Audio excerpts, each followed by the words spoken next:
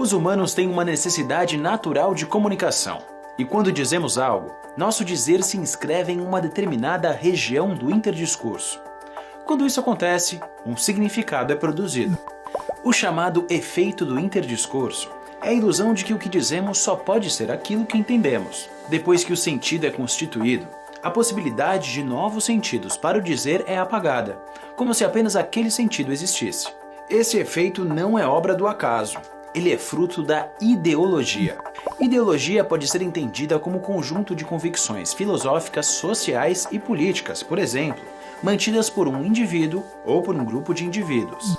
No estudo sobre a ideologia, a questão não é julgar os significados para apontar o que seria certo e o que seria errado, mas sim compreender o funcionamento discursivo.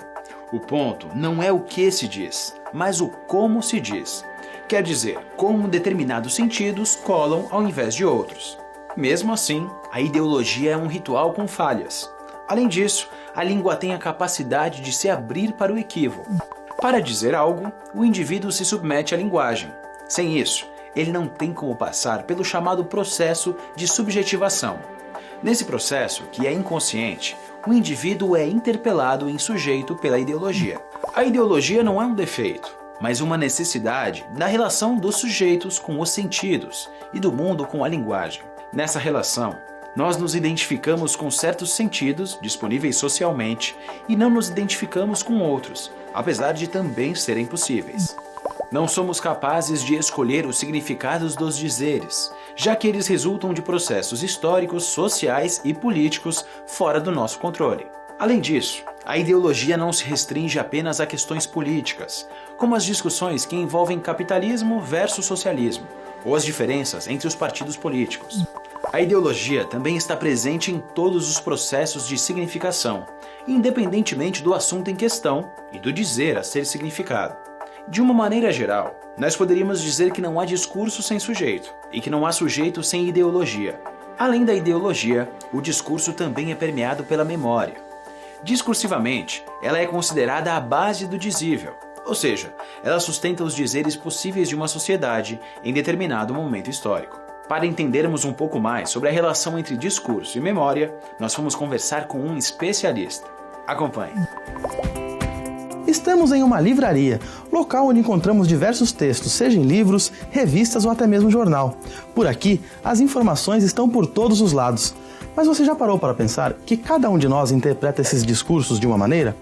Por que será que isso acontece?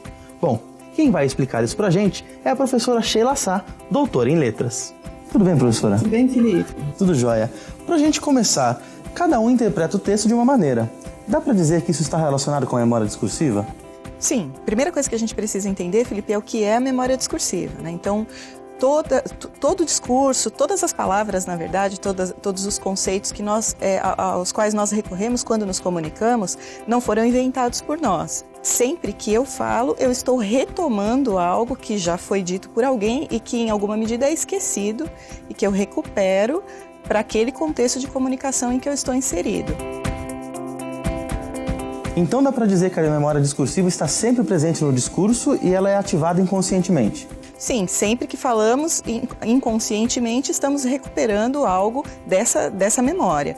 É importante pensar também, Felipe, que embora inconscientemente nós sempre estejamos rememorando, eu como falante consigo modular o meu discurso a uma espécie de interlocutor imaginado. Aí eu posso falar no nível do consciente, eu consigo construir o meu discurso antevendo um contradiscurso, né? E, portanto, organizando a minha fala da maneira que melhor me convém naquele momento. Professora, o autor Leonardo Boff, nesse livro A Águia e a Galinha, diz que para entender como alguém lê, é necessário saber como são os seus olhos e qual a sua visão de mundo. Isso está relacionado à memória discursiva? Sim, muito, Felipe, porque quando lemos, o que nós fazemos é decodificar, é interpretar. E a nossa interpretação do discurso está sempre condicionada ao nosso repertório, à nossa posição como sujeitos, à nossa maneira de entender o mundo. Os olhos de quem lê determinam muito da forma como essa pessoa interpreta aquilo que lê ou mesmo aquilo que ouve. Legal, muito obrigado, professora. Acho que agora eu vou até pegar outros livros para me aprofundar um pouquinho mais no assunto memória discursiva. Antes disso, bons estudos. Até a próxima. E aí, o que achou? De que forma você passou a enxergar a relação entre memória e discurso? Além da memória discursiva, existem ainda a memória institucional, que fica arquivada em nossas instituições, como as bibliotecas, e a memória metálica, que é produzida pelas novas tecnologias da linguagem. Para se aprofundar no assunto, pesquise mais sobre os tipos de memória e sobre a relação entre discurso e ideologia. Eu vou ficando por aqui. Bons estudos e até a próxima!